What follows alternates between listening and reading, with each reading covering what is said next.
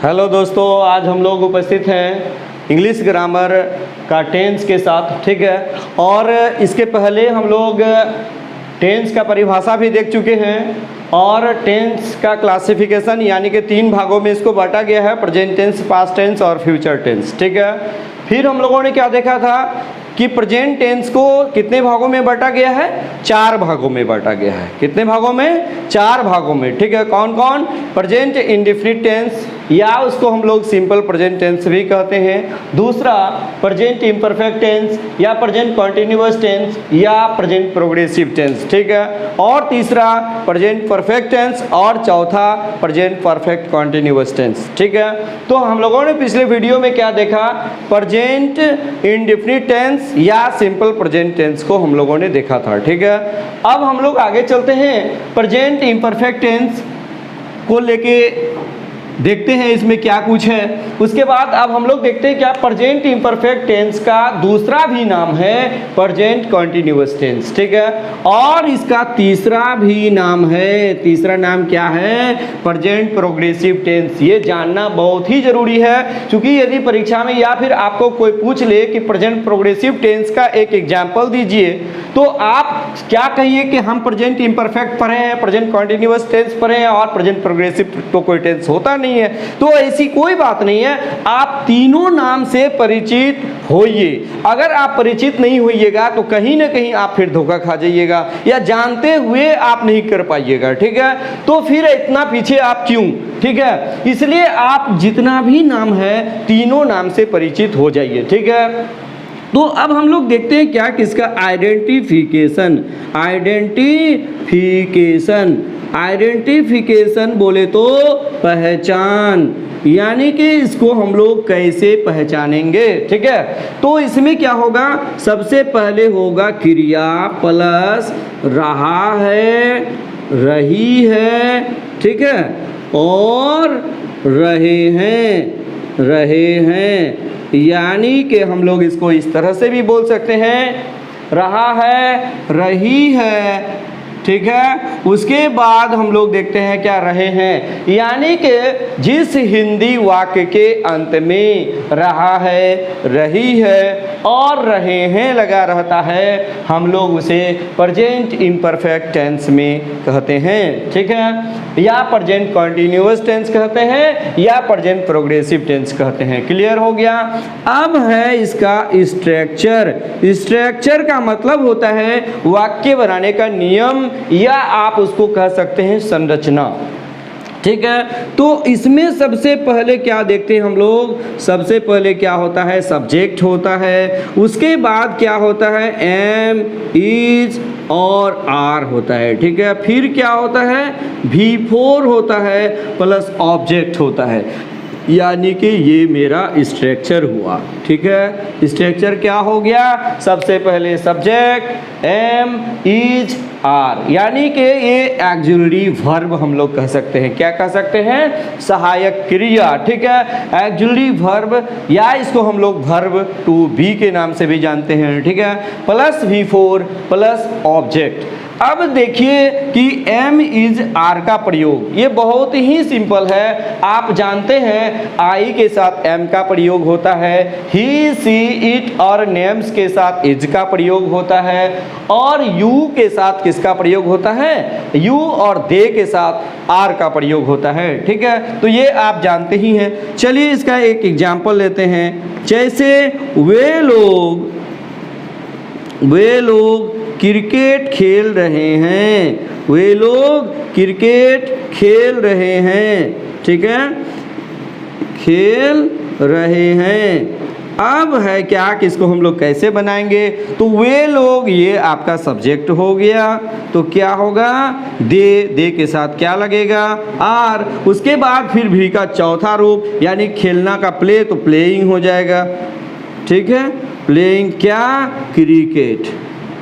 The नहीं लगाते हैं या कोई भी आर्टिकल नहीं लगाते हैं। कहा जाता है कोई भी गेम्स के नाम के पहले कोई आर्टिकल का प्रयोग नहीं होता है, यानी कि गेम्स के नाम के पहले आर्टिकल का प्रयोग नहीं होता है, ठीक है। इसलिए क्या बनाए? They are playing cricket. Clear?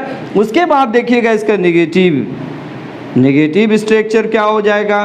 तो सबसे पहले हम लोग सब्जेक्ट लगाएंगे, फिर क्या लगाएंगे? एम लगाएंगे, इज लगाएंगे, फिर आर लगाएंगे, ठीक है।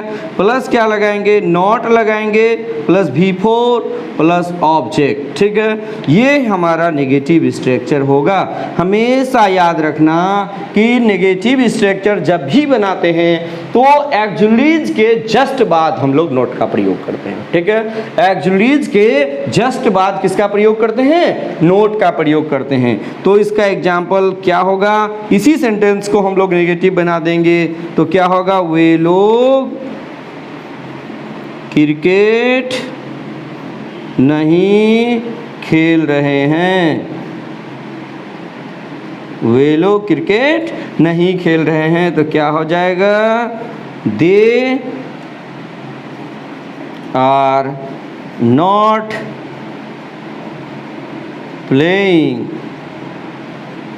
क्रिकेट, ठीक है। They are not playing cricket, sorry यहाँ नहीं होगा मार्क ऑफ इंट्रोगेशन, तो they are not playing cricket, ठीक है। अब हम लोग देखते हैं क्या? Interrogative plus negative. इंट्रोगेटिव अलग से नहीं देखेंगे, इंट्रोगेटिव नेगेटिव एक साथ हम लोग देखते हैं, ठीक है। तो इसका स्ट्रक्चर क्या हो जाएगा?